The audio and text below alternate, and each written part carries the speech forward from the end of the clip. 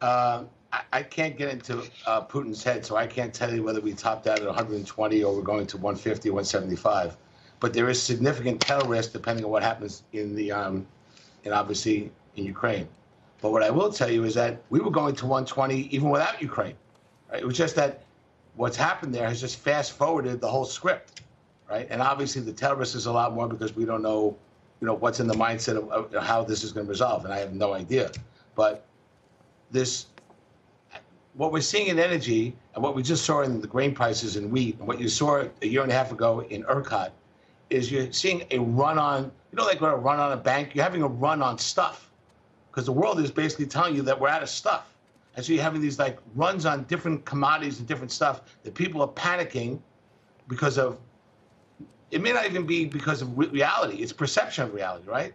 So what ends up happening is you have this run on stuff. First, it happens in energy. It happens in wheat. It happens in ERCOT. I kind of think that you're going to have some other commodities and other plastics, chemicals, oil, polymers. It's all over the place.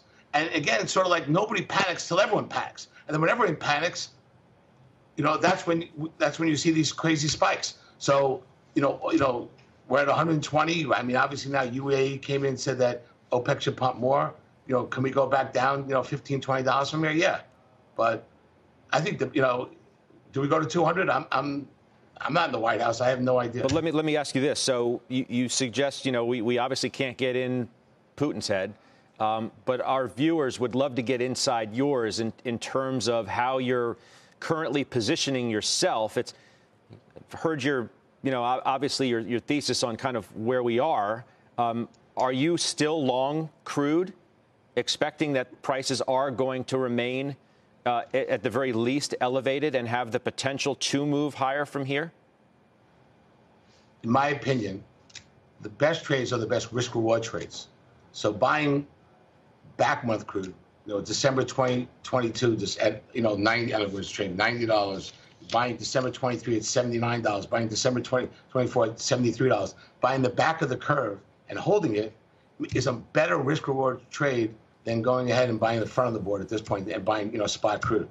But for investors who aren't traders, and which most of, I think, your viewers are, all the commodities that they should be looking at, and if they allocate to commodities, it's really just insurance.